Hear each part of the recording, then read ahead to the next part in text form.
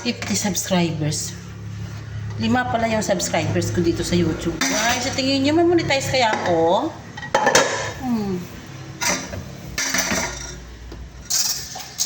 Sige na, umpisa tayo sa zero. Wala pa akong kumpletong gadget. Kasi umpisa pa lang ako na vlogger. So, pero gusto ko kumita. Diba? Gusto ko rin pakita ng aking mga talent dito. Magkaroon ako ng maraming subscribers, no? Sana magkaroon ako ng maraming subscribers. Ito na lang. Yung hindi ka na nga kumain kasi para yung hugasan mo lang yung plato mo. Ang ending, lahat ng plato naghihintay pa rin sa akin sa lababo. Yung dati na ikaw lang nag-utos-utos na may tagahugas, ngayon ikaw lang tagahugas ng plato. Hirap pag pobre ka guys, no? Yung ganito ang buhay pag pobre. Hindi ka makareklamo, kailangan mo tagahugasin.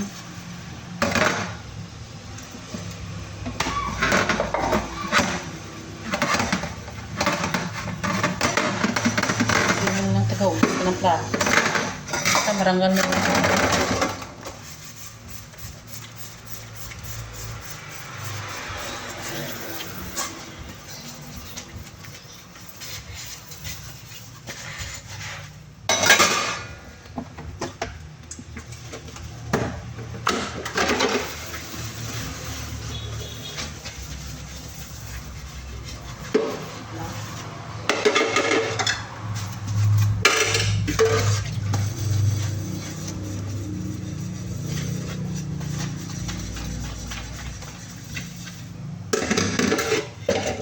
Pag nagkakaedad ka na guys, hindi ka na mamili kung anong trabaho.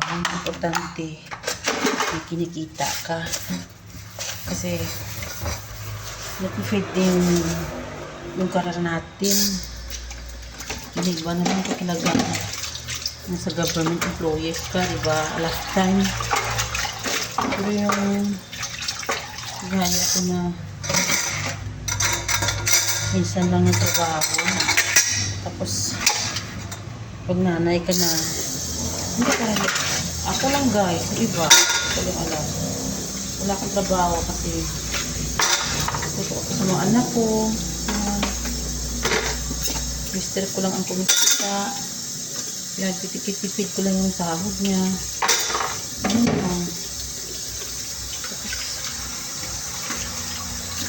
ang dami yung inaalagaan.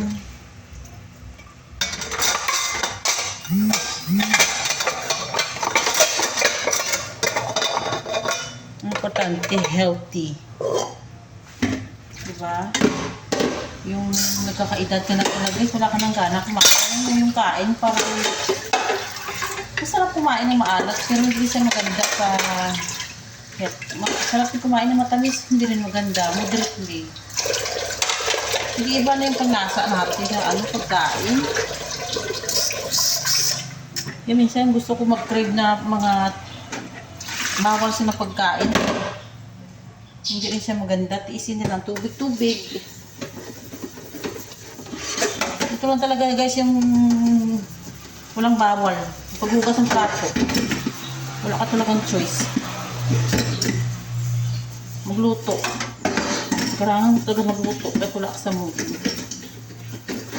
Kailangan mo na maglinis kasi alam mo yung malinis ang kapaligiran, nabibigay ng comfort zone, di ba? Sa sarili mo.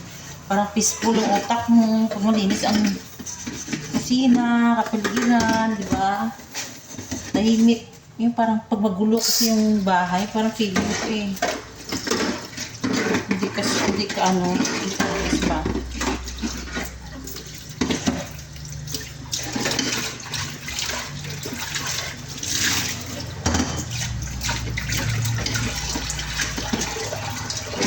Diba? Linis tayo. Tapos, enjoy mo lang life, guys, bilang nanay. Meron ako na anak, medyo nag-aaral sila.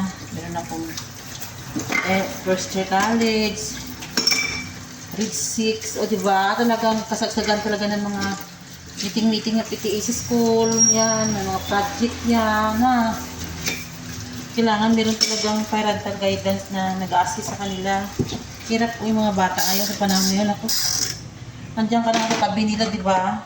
Tapos pa rin, no? Kung pala'y, hindi naman sila naglalaro masyado ng cellphone, pero kailangan mo rin silang guide. Na yung apos tama na. Di ba? Nanay ko pa nga eh. Minsan makalitaan mo. Yeah. Ito lang guys ang aking share guys. Ito lang ang aking... Wala naman akong talent. Guys, ang talent ko bilang nanay. Paghugas, paglinis, pagluto. Wala lang akong talent. Mag-isip ko anong uulamin. Yan, maglinis sa paligid.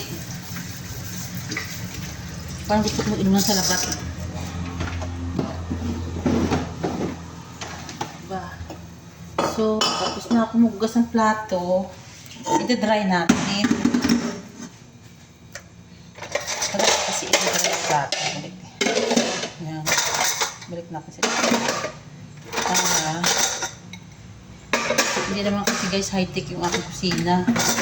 Para-paraan na ng manual. Manual na lang talaga siya.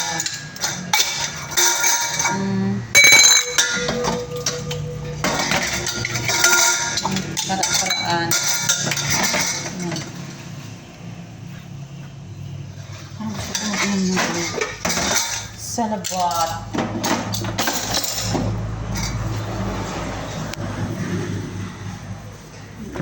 Linis sa kapaligiran.